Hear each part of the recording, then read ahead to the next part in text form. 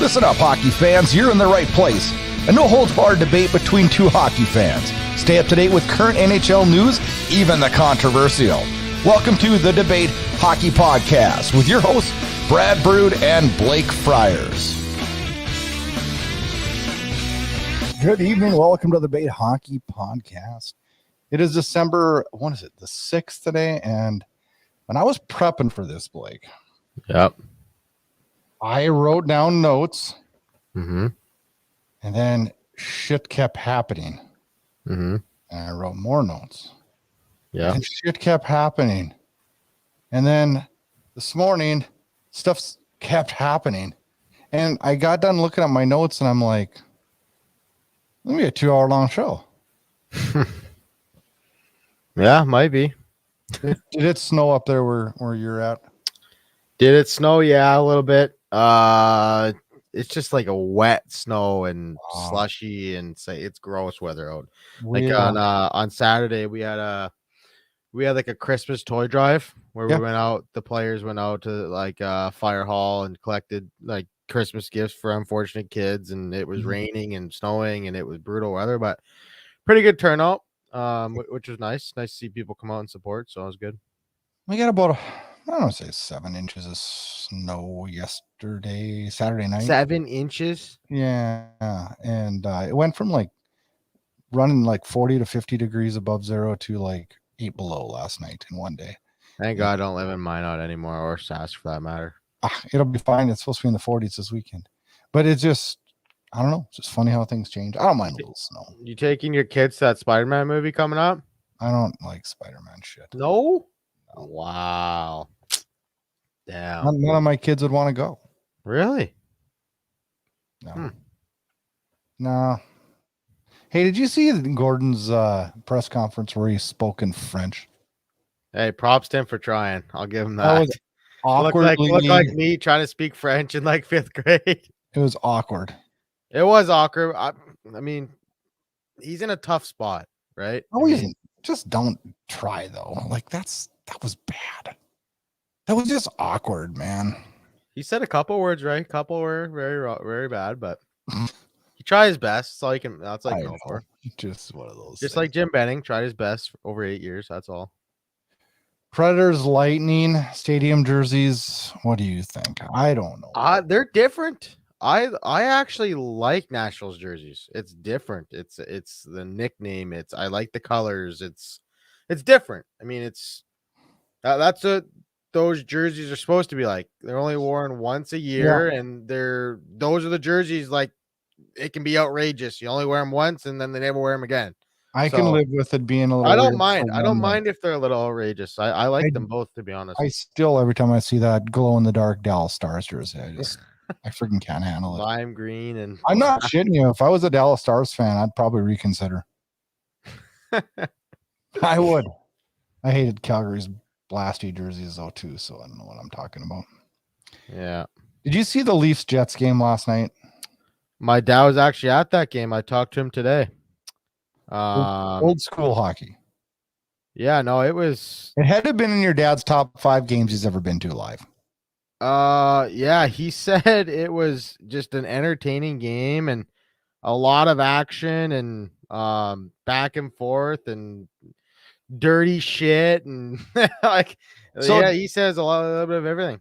Dubois and Matthews getting into a little bit of a scrum, and we were talking about this before the show started, and you said, well, I don't understand how Matthews got a penalty, and yeah, I do, but I don't. I mean, it just makes no sense how, like, it happens all the time. Manhandle this guy. Matthews isn't even doing anything. But he didn't punch him or anything. He went to teach for roughing. It's like, what? What was your thoughts on the Pionk knee on Sandin? It's dirty. Yeah, it was pretty dirty. He went out of he went out of his way to stick it out, but yeah. But you know what? I still, deep down inside of me though, I still don't think I can't say I'm saying players. I still don't think they purposely go knee to knee. Yeah, knee on knee is just a reactionary play. Like I think it's more reactionary because that would make no sense for you to go knee on knee because you have a 50-50 chance it's going to be yours that goes. Right. Yeah, you know what I mean? It was pretty. You got 2 games, so, and I thought that's right. How about Spets a flying elbow on Pionk in retaliation? Yeah, that was dirty. And I don't think that Spets is I wouldn't classify him as a dirty player. No, I wouldn't either. He's a class act, good professional, probably a good leader in the room for the Leafs. And I mean, but he's sticking up for his teammate. I get what he was doing. He just took a little too far. I'm all about sticking up for your teammate. Right. But I don't know. You got something wrong with your finger tonight, Blake? Yeah, I don't know. But there's a different way to do it between fighting a guy, right, or really going after his head to kill him. He lunged at him. I would love to listen to the in person on that one. What do you say? That's tomorrow, I think. It was complete retaliation. What do you think he gets? 4 games. Yeah. Yeah, I think he'll get 4 games. I think he's going to get 5. Just because that's a minute maximum they can give, or minimum they can give. Sorry. Well, then why did you say 4? It's a dumb prediction. Oh yeah, I guess then he gets 5 then. Yeah. No, there is an out clause on that though. It doesn't. I don't believe, according to what I heard today, that it's required that it's 5. It's most likely 5 or more if you're in person. Right. Simmons cross check on Harkins was brutal. Yeah, there's just a lot of shit. If the refs got that game under control a little bit sooner, none of that shit would have happened. They just let it boil over and didn't really get a strangle hold on the game. And I mean, and when players see that happening, players are going to take it in their own hands and police the game themselves. And that's what they did. He got fined $200K, $22.50. Yeah, I don't know. It's almost, and I'm fine with that. I'm fine with that. Yeah, no, I didn't think he was suspendable, but it just seems though like he's been running around a lot lately. None of that shit happens though if they just call penalties. No, I'm with you. So that's on the refs. Yeah. Speaking of fighting, did you hear this story about Marian Gaborik? That's a pretty vague question. I know. A Slovakian media outlet's reporting that 39-year-old former NHL forward Marian Gaborik will be trading in his hockey stick and skates at the end of the month for a pair of boxing gloves. Really? Gaborik is fighting an upcoming event at the Fight Night Challenge in his home country of Slovakia. Interesting. If his hands are as quick as his feet were, I mean, he'd be all right. I was just talking about him the other day. Somebody asked me, who's the fastest player skating that you've seen? And it's live? Yeah, live. Oh, McDavid. I haven't seen McDavid live. I've seen McDavid play 5 times. Marian Gaborik was mine. That guy, and not so much straight end speed, but Marian Gaborik could go from he had a different gear. He'd be cruising, and then he could be at top speed in 3 strides. And he was super impressive skater. McDavid, I remember one time I was in Edmonton at the new rink, and he picked the puck up. He comes behind that on the power play, and he just picked the puck up, and he was at the far blue line in 3 seconds. It was what is going on? How can a guy skate that fast? Yeah, it's crazy. We got a big show today.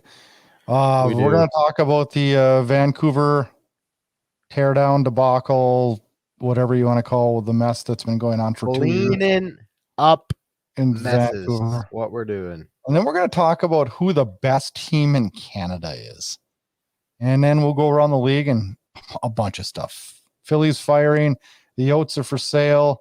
Subban traded for the 80th time. Somebody actually thinks he's a good goalie. Shesterkin's hurt. Foligno coming off the bench, or not so much off the bench. And Mr. McDavid.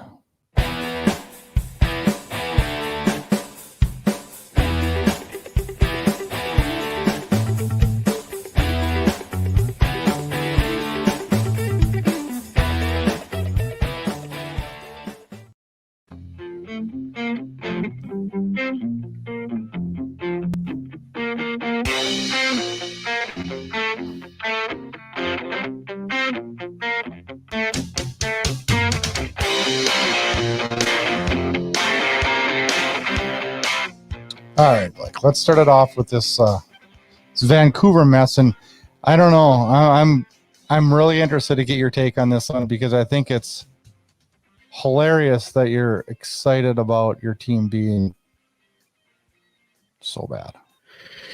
Well, in order for us to get better, changes needed to be made. And I don't disagree with that. They are a team without a president for about 5 years now, and that's one of the main communicators between the owner and the GM, and that was missing. And I think there was some disconnect in there when Trevor Linden left the organization. But I still think Trevor Linden left because he was a smart man. Right. Yeah, they kind of pushed him out the door, and they pushed him out the door because he wouldn't buy into what Jim Benning bought into. Let's make the owners think we're good. Right. Yep. I am agreeing with you 100% on that. I think that was one of the worst decisions that the Benning era made, was letting go of Trevor Linden. Well, they didn't let go. The ownership group let go of him because he wasn't going to play their games. Right. Yeah. You know what I mean? He wasn't going to play it out. His mindset for the team rebuild was a different agenda than the ownership group was. Right. Yeah. No, I agree 100%. Trevor Linden wanted to take like a slow process, rebuild, do it right, draft, and do it the proper way. And they wanted to kind of accelerate it. And I mean, yeah, they hit a couple home runs on their top 5 picks in Pedersen and Hughes, right? I mean, that obviously puts a little seed in the mind that we got these 2 superstars, and they can help accelerate the rebuild. No, I'm just telling you perspective that like Benning thought. Yeah, we got these 2 guys, and they're performing quicker than we thought they would be, and now like we're in a different spot. But don't you think the kicker was, though, the success they had in the bubble? Yeah, that it put a little false hope into the whether Hughes or Pedersen were great or not initially, because we both knew they were going to be good. But if they would have, if that team would have struggled and not knocked out in the bubble right away, none of this shit would have happened. I don't know if none of it would have happened. It would have went a whole different direction. But they had your guys' expectations. Would it though, Brad? Yeah, because after the bubble, the team had the worst offseason from forever. Yeah, but Blake, you guys went from if you're saying it's that way, they would have re-signed Tanev, they would have re-signed Foligno, they would have re-signed Markstrom. Yeah, but Blake, you got to admit, you were totally good with losing all of them. You justified every one of them. I was good with losing Markstrom only. The other 2, you told me you can have Tanev. He gets injured all the time. Sure, yeah. Would I like to bring him back? Yeah, I would have liked to bring him back, but he was just so injury prone. I wasn't really like fully on board. It is what it is. Like it's 2 years ago, but like they bring in Stan Smith, interim GM, and I think that's a veteran guy. He's been in the organization for a long time. Was a Canucks lifer when he played. I mean, he knows the game well. The Sedins are going to get an elevated role. Like it's going to be a collective group until they can find the right person to ride that ship. Let's fill in a little bit of what's happened. But first, Travis Green was fired. Bruce Boudreau was named as his replacement on a 2-year deal. Yep. Then Jim Benning was released, and now they're I don't know, looking for a GM, but and John Weisbrod is assistant GM, and Nolan Baumgartner got fired too. All those guys did. Okay. Yeah. I got a question for you. Go ahead. Does it make absolutely zero sense that you hire a coach before a GM? No, no, because they were going. Huh? So let me figure this out. So let's say you're interviewing for the GM position. And they said, but we already got our coach. Well, it doesn't make you feel like you're making too many of the decisions. Listen, Brad, they were never going to hire GM right away. It was always going to be Stan Smeel for interim until they look for a guy. Bruce Boudreau can come in. What did I say? What did I tell you on the podcast 2 weeks ago?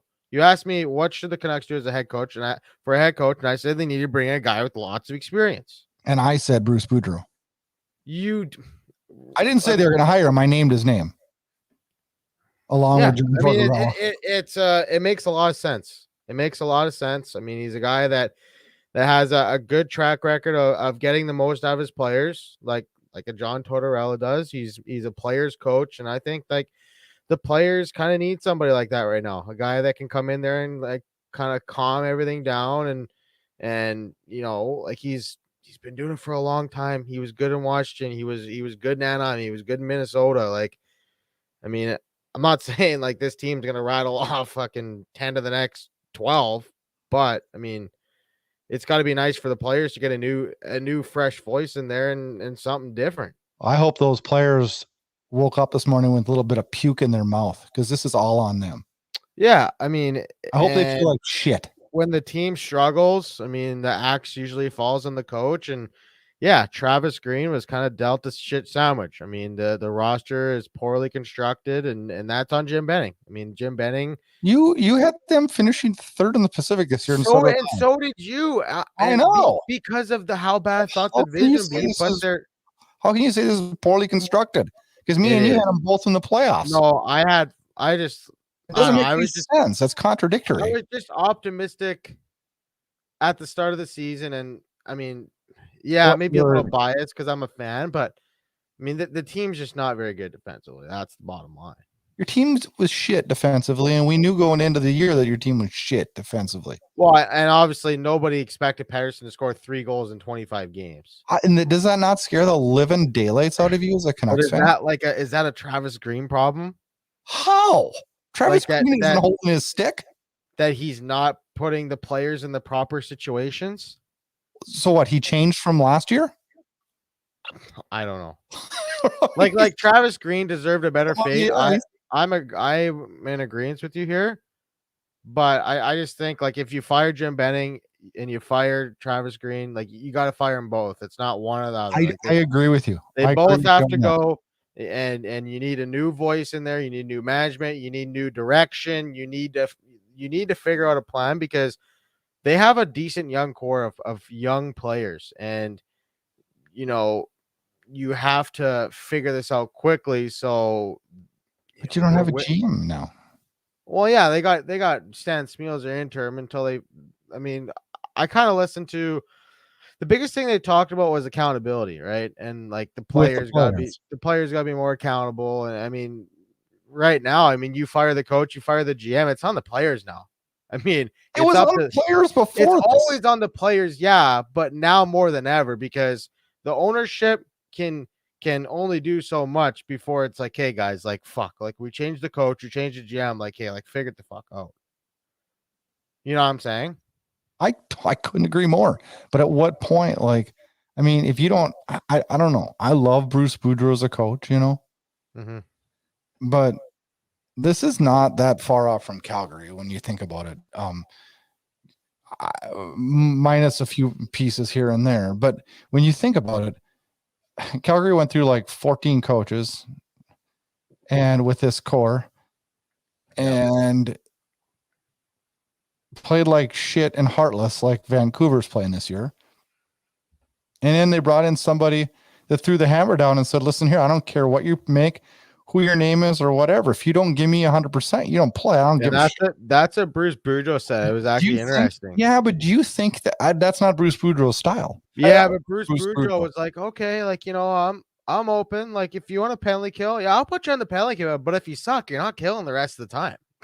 He was just like talking about, he's like, if you want ice time, I'll give you ice time. But if you ain't playing, like, you ain't getting more ice time. If you don't play well, you're gonna get less ice. I'm a Bruce Boudreau fan. I just don't know that he's the hammer. No, like, he's more of a player's guy. I get that. Yeah, and you got and that's what scares me, because that's what Jeff Ward was in Calgary. And teams that win don't play. Name me the last players coach that was just the greatest ever. Players coach. Jeff Ward is a players coach, and he doesn't get shit out of his players. You know what I mean? Like, I'm Ron Tortorella, I think, is a player's coach. Bullshit. He is accountability, and he'll call you out in the media. Yeah, but I think he still gets a lot out of his players, though. Yeah, but they don't love playing for him until they're done and they win. Same with Daryl Sutter. So you're telling me nobody in Calgary wants to play for Daryl Sutter right now? Yeah, because they're winning. He's still a good coach, though. He's a wonderful coach. This team isn't even close to where they're at without him. And that's my point, though, Blake. Is that winning cures all? Yeah, for sure. Do you know what I mean? I thought it was super. I thought it was super Canuck-like. And there hasn't been a lot of winning going on here in Vancouver the last 8 years. So they need new direction. They need new. Couldn't agree more. Management, need new direction. They got a head coach for this year and next year. We'll see how it goes. So here's something that came up today, and I heard this on talk radio, and it was interesting. He said, okay, so Bruce Boudreau gets a 2-year deal, $2 million and next year. Yep, yeah. $2 million for this year, 2.5 for next year. Mm-hmm. So what happens if they hire a general manager this offseason and he doesn't like Bruce Boudreau? So they ask Boudreau, and then they're on the hook for Green and Boudreau's salary and the new coaches. No, Ackley's got lots of money. Sure, he'll be fine with that. Oh, I'm sure. Yeah, since he's already known as one of the tightest owners in the league. I mean, the Canucks have spent to the cap every year, so I don't know how you can say that. Well, I say that in the simple reason that, but because they didn't pay their employees in COVID. No, not at all. I don't bring any of that. That's a business. Well, they've been a cap team ever since Benning taken over. I know, but if they didn't want to listen to Trevor Linden because it wasn't putting seats in the fans in the seats, because it was going to take a little while longer with him, and he wanted the stadium full in Vancouver, because Vancouver's well known. If they're not winning, there's nobody there. No, I don't think that's true. You don't think so, huh? Their attendance has been pretty good over the years. Go look at it. All right. They're 8-15 this year, and their attendance at 98%. Like it ain't like no. Okay, I'm just going to give you a little hint though. In the lean years, that's every team though. If they're sucking and shit, like they're not going to go. No, I understand that. And I agree, but reported attendance and true attendance is a whole different number. Yeah, for sure. So how long does this take now? You know what I heard? Who have you heard rumors for general manager? Mark Bergevin. I doubt that happens. I wouldn't even mind it. If they do a serious background check, I doubt it happens. I originally, when I saw that, I was like, oh no, like fuck, this can't be good. But I actually did a deep dive into his signings and his trades and his drafts. Like he actually did a lot better than what people gave him credit for in Montreal. He made a lot of really good moves. He made a couple bad ones, but every GM has their bad moves. But I think the good heavily outweighed the bad in Montreal. They haven't been they've been garbage, Blake. Yeah, they've been garbage, but that team was garbage. They made the playoffs 6 of 9 years he was there. And they went to a conference final and a Stanley Cup final in his 9 years. It's not terrible. If you were the GM of a team and you went to a conference final, a cup final twice in in 7 years. That's a massive win. You know how hard it is to get that far? I hope you hire him because then I'm safe. Why? You think he's going to Calgary? No. I said I hope you hire him because then I don't need to worry about the Canucks being good for a while. Oh yeah, fuck off. Yeah, but who I really want is McFarland from Colorado. This is Sakic's right hand man. Why would he leave Colorado? To be a GM? What do you mean? Isn't that every assistant? Yes. Why would Colorado let him even talk? I mean, Sakic's going to be there for a while. I mean, if he wants to, I'm just throwing it out there. Like, I'm serious. Like, that's a legitimate question. Yeah, no, I'm not saying they're for sure going to let him get interviewed, but I mean, if I could target anybody, I'd probably hire him. So are the Canucks sellers at the deadline? I mean, what is there to sell? Do you trade like the guys that got 1 year left? JT Miller, who isn't for sale? Like, who is a guy that they wouldn't entertain offers on right now? Probably Pettersson, Hughes, Demko. That's about it. I'm with you. I agree. Those would probably be my untouchables. Yeah. Outside of that, everybody else is outside touchable. Of that. Maybe Connor Garland I'd probably keep too. You want to hear something really ironic, and then we'll get on over and talk about the best teams in Canada? What's up? Listen to this. In 2015-16 NHL season, coaches in the Pacific Division were Sutter, Tippett, DeBoer, McLennan, Boudreau, Desjardins, and Hartley. In 21-22 right now, Sutter, Tippett, DeBoer, McLennan, Boudreau, Eakins, Hackstall, Bugner. That's 5 coaches of the exact same, none of them with the same team. I know. It's crazy. Regurgitate this stuff over and over. Reuse, recycle. We're head coaches, buddy. And everything's good in the market, and all of a sudden we're going to start winning again. Gosh, it's funny how that goes. Yep. Canada. I've been asked a couple times in the last week or two, who's the best team in Canada? And I couldn't really answer the question. So I thought, well, what's a perfect topic to talk about? And have me and Blake talk about who is really right now. Yeah, I believe I'm saying this, but it is the Toronto Maple Leafs right now, buddy. So you think so? And I think I would agree. I think what you have here is really heavy at the top, really brutal at the bottom, and a really good goalie. I think that for once we can say there's some serious cup contention in Canada right now. Yeah, Calgary, Edmonton, and Calgary, Edmonton, Toronto, yeah, and Winnipeg. Yeah, they're on the fence. We'll see. So is Edmonton and Calgary. I think if I was to rank the Canadian teams, we're going to talk about. Okay, so who do you have at number 1 right now? I would go Toronto. You too. Edmonton. Who do you have number 2? Edmonton. Really? Yep. Just because they have the 2 best players in the world. That's the only reason I have them ahead of Calgary. I would put Winnipeg. I don't know, man. I'm talking about winning a Stanley Cup. I'm talking about winning the cup this year. I put Winnipeg. And then I would put Calgary, and then I would put Edmonton. You want to know my reasoning? And then you tell me who's number 1? Toronto. Oh, okay. I was like, because Toronto's got superior offensive capabilities. Their depth has proven me wrong.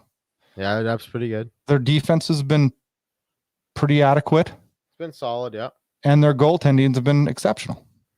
Oh yeah, like Campbell's could win the Norris or the Vezina this year. And then I look at Winnipeg and I say, offensive forwards are amazing. Defense is adequate. Goalie's good. Goalie's good too. Same as Toronto. I look at Calgary and I say, a little weak in scoring, slightly weak in depth, not horrible, but slightly weak in depth. good defense, good goaltending. Mm-hmm. I look at Edmonton and I say, extreme top end. They've proven me wrong a little bit on depth. I like their depth even. I'll even give them the go on depth. Forward depth. Defense is shaky at best, and goaltending is shaky at best. And I can't believe I'm putting Edmonton fourth. And I'm not just saying it because I'm a Flames fan.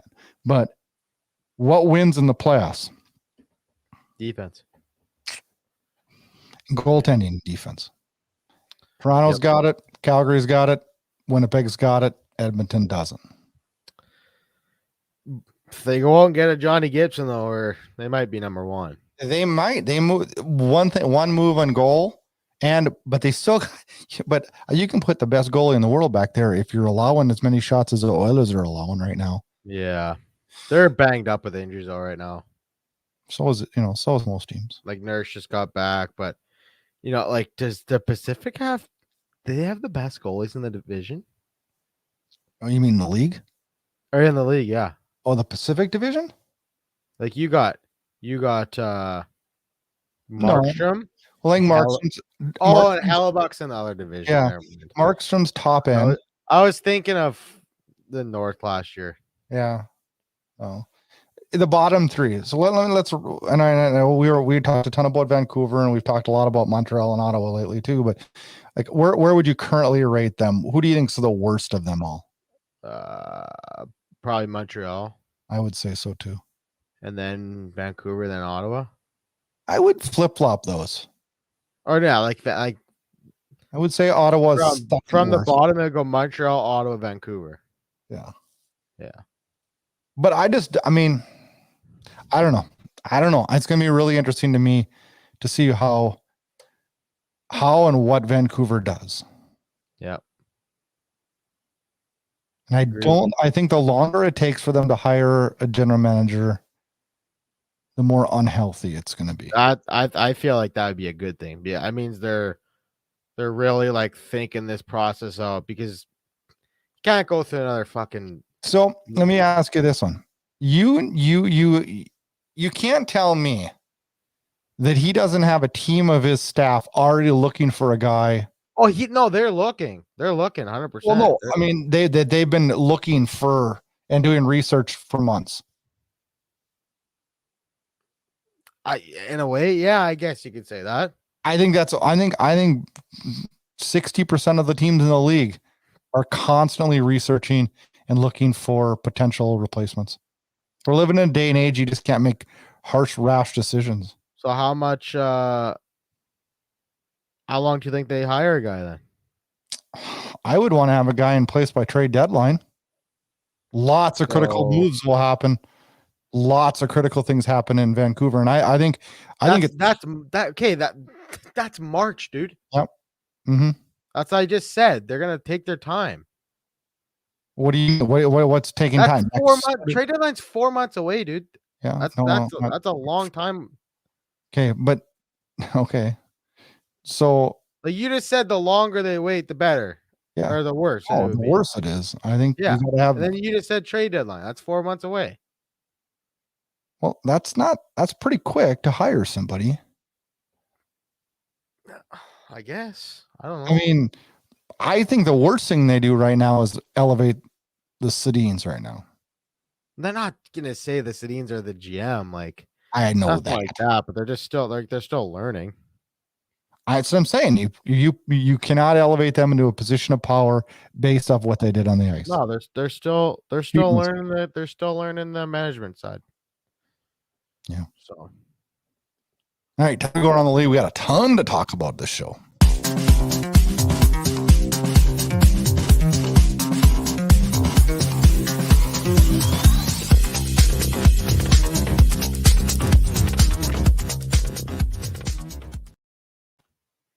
All right. As much as there's a train wreck in Vancouver, and good news for Canucks fans, brighter days ahead, hopefully. Philadelphia has got some crazy bad stuff going on too. And this morning they announced that Flyers head coach Alain Vigneault and Michael Therrien were also fired. And When I heard this, I about fell over that Mike Yeo is the interim coach. I'm like, What's happening in Philly? He was already an assistant, though. I know. So it's just an easy transition. Okay. Like, it's like, Okay. yeah, like, it's okay. Here's why I say this. Vancouver, who probably, I mean, they had a coach ready to roll. Right. Philadelphia has been a train wreck all year. I mean, from the drop. You want to know why they did that, though? You want to know why they did that? Why? Because Vancouver's assistants haven't been head coaches before. Mike Yeo has been a head coach in Minnesota. That's why it makes it an easier transition. Yeah, I'm saying? I get it completely. So, like that's just the way I think. Like Mike Yeo's, it's easier to go Mike Yeo from assistant coach to head coach because he's done it before than it is to go Bradshaw in Vancouver, assistant coach to head coach. He's never done it before. I'm with you. So, I mean, that's just my opinion. What happens in Philly? What's going on there? Well, they lost 9 in a row. They just lost to Colorado today. I thought they had a really good offseason. Well, see, I'm starting to be even more, I've always kind of been like a hard ass about this, and I'm starting to even become more where I used to say, well, sometimes less moves are better. You know, I mean, okay, Cliff Fletcher went out, and I'm guilty of it too. I'm as guilty as you, so I'm not making fun of you. I mean, Cliff Fletcher went out and made a ton of moves, and for the most part, I think me and you agreed. It's like, that's a good move. That's a good move. That's a good move. They got Ellis, Ristolainen. Yeah. And then we watch Treliving in Calgary and we're like, God, he's not doing anything. What the hell's his problem? What's wrong with this guy? Does he just not give a shit? What's his deal? Yeah. I'm starting to believe, and I'm not just going off of because Calgary's been good this year. I'm looking at other situations that I've watched this happen. Sometimes like making moves is not good. Yeah, I can definitely ruin the chemistry, right? Well, it's just like that. Carter Hart to me, it looks like he's like falling apart. He didn't play today. Martin Jones played today. And this whole team I watch him. I'm like, what is going on? And what do you do? Do you move a guy like Giroux? Do you move Provorov? Do you shake it up? Like, what do you do here? I just think they have. They brought in Atkinson, they brought in Ellis, they brought in Ristolainen. They like look at Atkinson. They just underperformed. They're cap crunched out too on bad contracts, and it's like Giroux's making a lot. He's actually a guy you could probably move though. Yeah, maybe they move Atkinson. He's on a cap friendly deal a little bit. Like cap friendly deal? Is he only making like 5? You want to pay him 5? He's been a proven 25 goal scorer in the league for a long time. I'm telling you right now, if my team went and got Atkinson right now, I'd be irate. Why? He's overpaid. It's a good goal scorer. There's a lot of guys overpaid. You're paying Lucic $6 million. He's got more goals than Pettersson. Come on. He's got more goals than a lot of people in the whole league. I'm not saying it's a good contract either. I'm just saying, though, like if you're going to bring on a contract, you're not going to bring on one that's you're shaky. And I don't know. I don't know. I think this team in Philly is in some big trouble. I don't understand where this one goes. And who gets hired? Rick Tocchet? It's the first guy I thought of. First guy I thought of. Rick Tocchet. Perfect. He knows the Philadelphia way. Oh, one more thing I'll say though. Okay. Travis Green's going to get another job in the NHL. Sure, these guys all do. They get regurgitated over and over and over, Blake. He's a good coach. He's going to get another job. As to who, I've always thought he's a good coach, but evidently the players don't now. As to who's going to go there, I have no idea. No idea. Rick Tocchet. Rick Tocchet makes sense. I don't mind John Tortorella.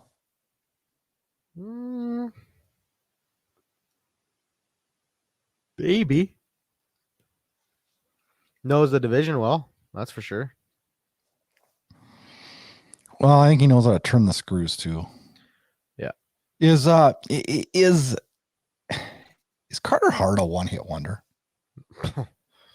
starting to wonder myself, I mean, man. I hate to say that. I hate to say that because I've always looked at him. I'm not gonna say it because he's 23 years old. I know, but I know you don't know who And this guy is, but he how reminds me young? of Jim Carrey. Yeah, you've mentioned this like twice already. Yeah. Like, it's so rare that a goalie that young gets the keys of a franchise handed to him. It's Yeah. super rare for a goalie to have The that last happen. one I can remember is Marc-Andre Fleury. Connor. Yeah, you're probably right. Connor Hellebuyck, kind of. Yeah, a little bit. A little bit, maybe a little older. Yeah, he's like 22, 23. But not much. Yeah. But not much. It's a lot of pressure though. Especially at that position. But I don't know. But the good flourish, don't they? Yep. I don't know. I never would have thought that because I watch him, and I'm not like a goaltending expert by any means, but I look at his mechanics and I think he looks very mechanically good. And the results have just been not so good, and that's too bad. Yeah, no, I agree, 100%. So controversy in the desert this week, as Forbes magazine reports that the Coyotes are up for sale, and Gary Bettman flew off the handle and denied it. The ownership group in Arizona flew off the handle and denied it. They said this is false, totally false. We're not selling. We're not moving. The Coyotes are 100% committed to playing in Arizona. Problem is, you have nowhere to play. No arena. Yeah. So I was listening to Elliot Friedman. You can't build those overnight, Brad. No, like 3 years. And they got this big push to have a stadium built in Tempe. Okay, it makes sense. Don't say what you're gonna think. What I think you're gonna say. What? I'm not gonna say what I think. About Elliot Friedman saying play in different cities because that is the dumbest thing ever. Okay, well, there was a couple things they talked about. I don't know if that's what you're gonna say. No, I was gonna bring up. Listen to what I'm gonna say. When he said, I don't know what Arizona is gonna do. They don't have any options. and me and you have talked about this. They don't. I mean, they really don't. What are they gonna do? He said there's they could play some of their games in a few smaller stadiums in Arizona. And Jeff Merrick said, well, they could play a couple, they could play their season next year in Kansas City and play 2 years in Kansas City. And Elliot thought that was a horrendous idea. And I think it's horrendous to have games spewed out throughout the state. Because, who wants to play for a team that's playing 4 nights and, I mean, look at the Blue Jays. Fuck. Half their season was in But that was Florida, not half the season was in Buffalo, and they ended it in Toronto. But not because of your ownership, though. Right. Yeah. Not because you don't have a place as a home. How are they going to attract a free agent to go play in Arizona?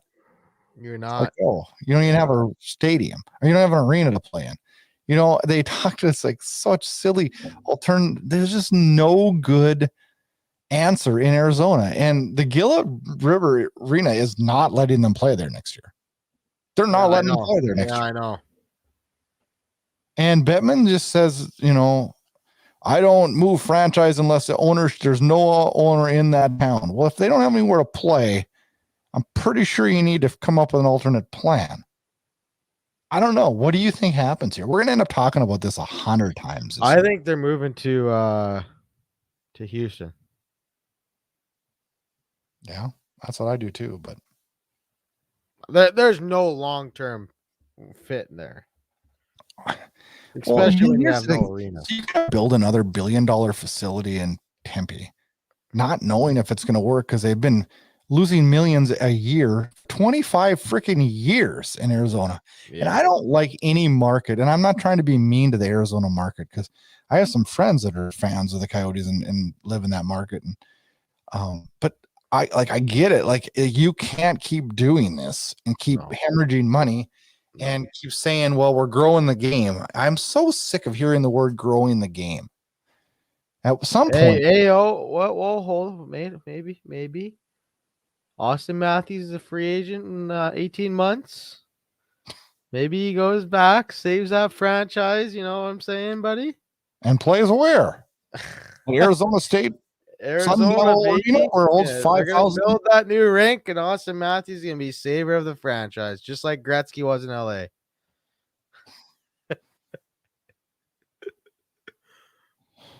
I wouldn't hold my breath. Why not? Because there's not enough time. And Austin Matthews, there's no way. If you sat down and had a beer right now, he'd be like, "You think I'm going to go play in that train wreck when I can win a cup?" Malcolm Subban traded to Buffalo from Chicago.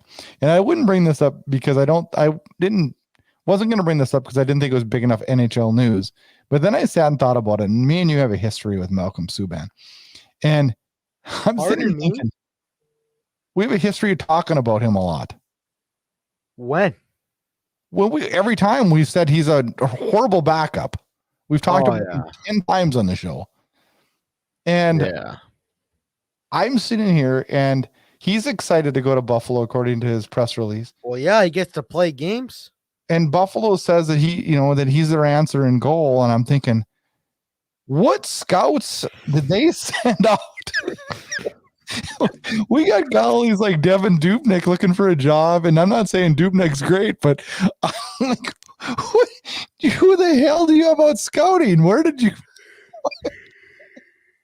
Well, he got drafted by Boston, got shipped to Vegas, got shipped from Vegas to Chicago, and now is in Buffalo. And he actually wasn't bad in Vegas. He was okay. He was serviceable. But this guy is dog shit. He's so bad. What? Are we seeing something wrong here? No. I mean, I think my eyes are pretty good. I don't know. I just watch games when he's in, and I'm just like, this is 2 points for the other team. I'm so fuck. Chalk it up, boys. Money's on the board. Oh, let's stick on the goaltending subject.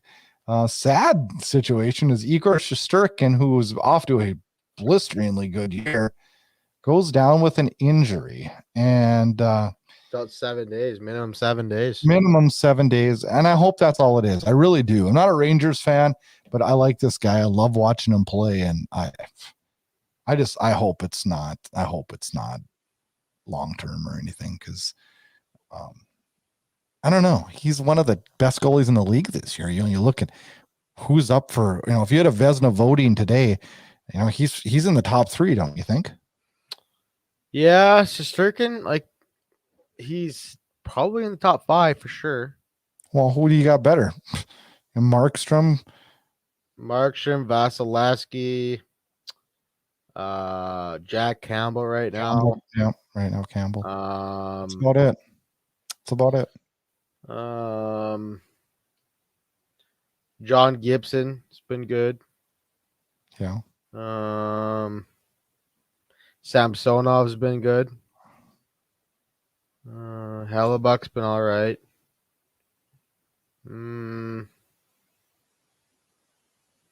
Yeah, we're digging pretty deep now. Yeah, pretty deep. Maple Leafs have been surrounded by games of wild controversy. And I think it was Friday night. Minnesota Wild, or was it maybe Saturday? It was Saturday night. It's Friday. Was it Friday? Screwed up games this week. A lot of Friday, Sundays this week for some reason. Yeah. Anyways, a good fight happens. Things get going wild. And then all of a sudden, all hell breaks loose. And scrum begins. And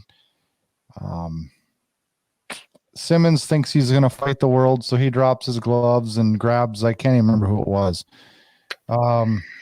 I can't remember either. I can't remember who it was, but as the play was starting to unfold, Foligno was going off for a line change and had sat up on the board. Nobody came onto the ice for him. Then all of a sudden the scrum breaks out. He jumps off the boards and goes and fights Wayne Simmons. And of course, Toronto was immediately screaming and crying that this is an automatic Kemp from the bench 10-game suspension. How did you see it, Blake?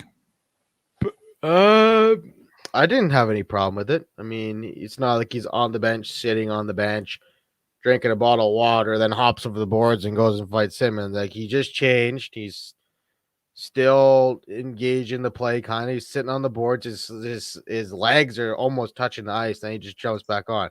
He's one of the 5 in the play, is the way I look at him. Right. Yeah. And like nobody came on from, like you mentioned. Like I didn't have a problem with it at all. Now, if another player would have came on for him, yeah, and then he jumps back on, then then I don't no, because then you have 6 out there. Right. Yeah. So I didn't see anything wrong with it. Okay, I didn't either, but boy, Twitter went crazy right away, and I was like, "Oh, of course it did." I know.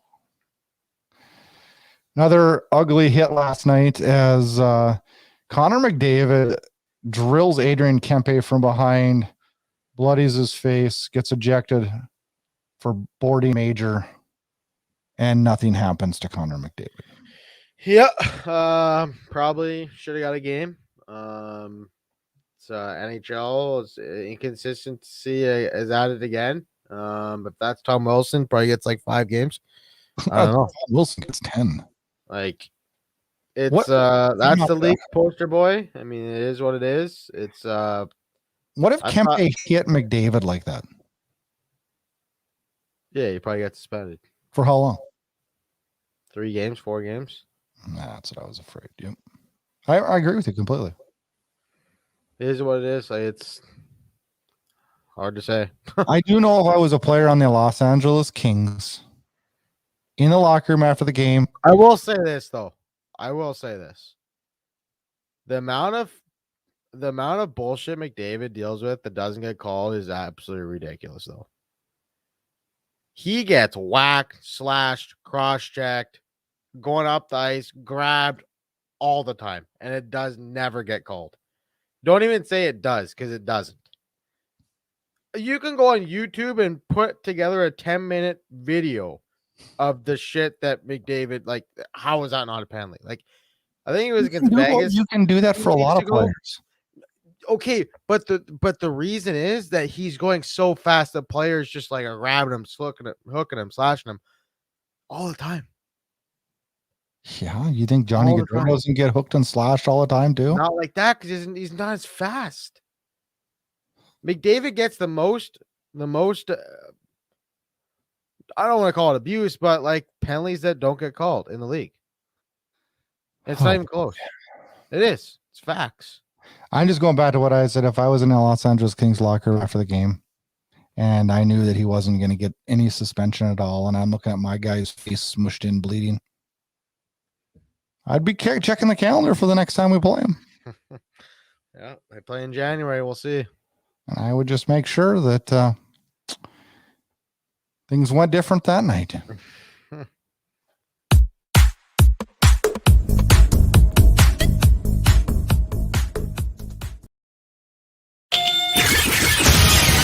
It's time for 3 questions.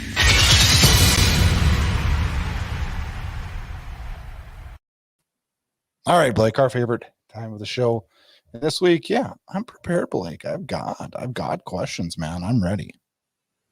Unlike last week's little debacle when you forgot things. And then we're able to come up with some pretty damn good questions. Yeah. All right. Number 1. What is the main reason we have seen more high-scoring / blowout games this year in the National Hockey League?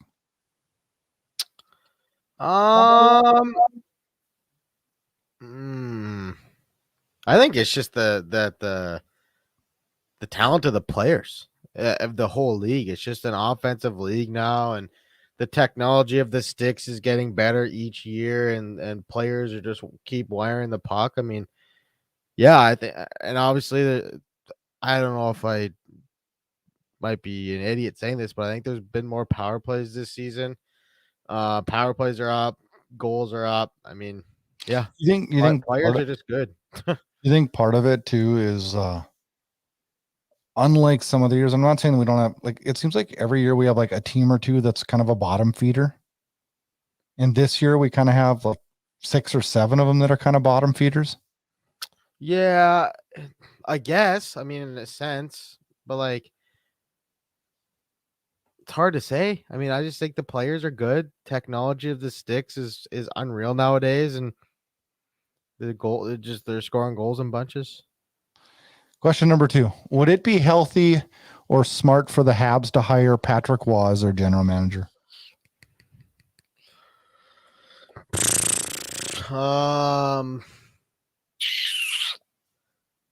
They want a guy that speaks both languages. Yeah, I mean, I don't think it would hurt.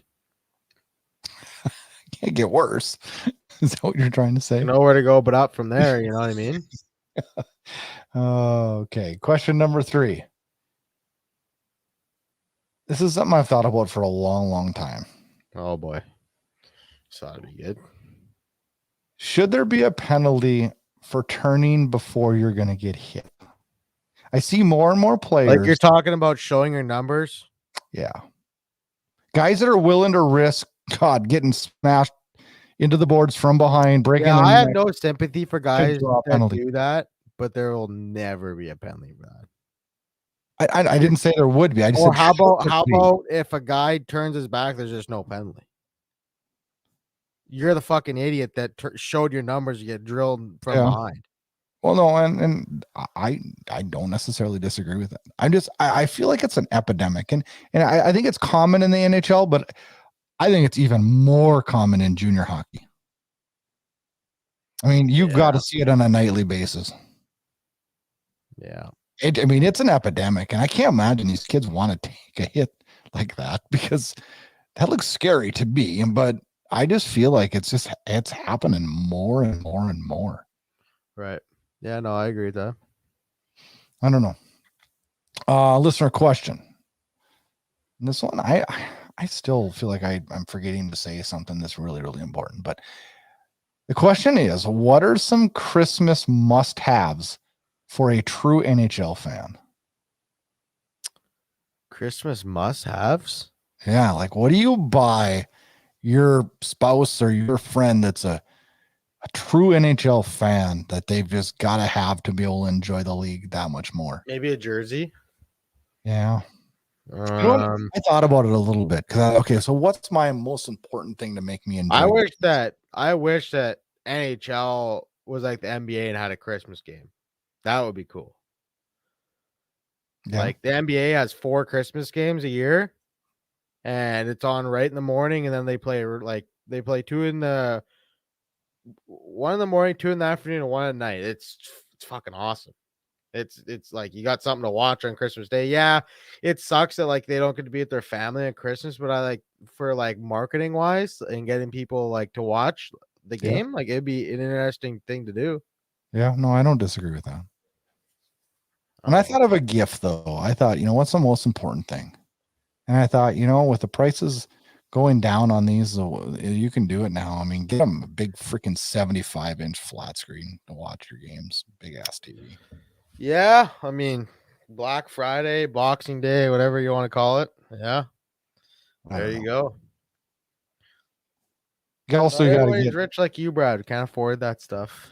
They're not even expensive anymore. It's the only thing in this country that's going down in price. TVs. It is. TVs are going down and gas is going up, boys. Holy shit! It cost me $80 today to fill my car. Just in a year, it's going to be double that. ESPN because your boy Joe. Yeah. ESPN Plus or an NHL Live subscription in Canada is a absolute must-have. And I always, one of the things I think it's cool. Brad's got his old VPN clicking. I like your jersey. I like your jersey. I also think it's cool and getting game pucks and stuff like that. Game used pucks are awesome and things. I get a game puck every stadium I go to. I do too. It's the one thing I always buy.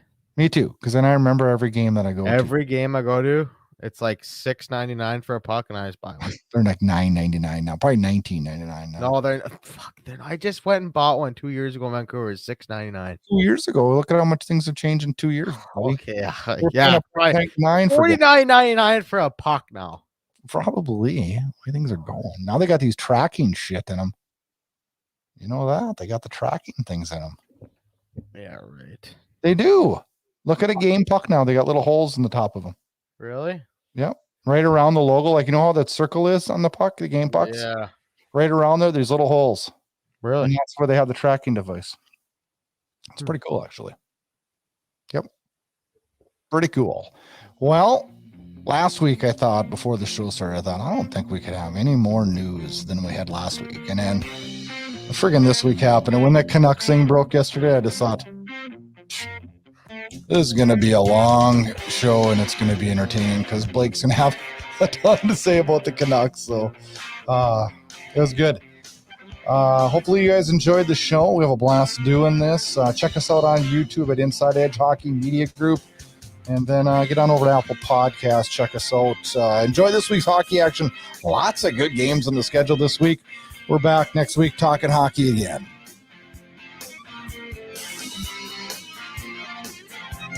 Get connected to the Debate Hockey Podcast on all forms of social media. Follow the show on Twitter at Debate Hockey and follow the hosts on Twitter at Brad Burud and at Friars_Blake. The Debate Hockey Podcast can also be found on Facebook, and check out the podcast website for all the current and archived shows at debatehockey.com. Get connected, stay connected for insight, opinions, and yes, controversy. Thanks so much for listening to this episode of the Debate Hockey Podcast with your hosts Brad Burud and Blake Friars. For more great content and to stay up to date, check out debatehockey.com and on Twitter at debatehockey. We'll catch you next time.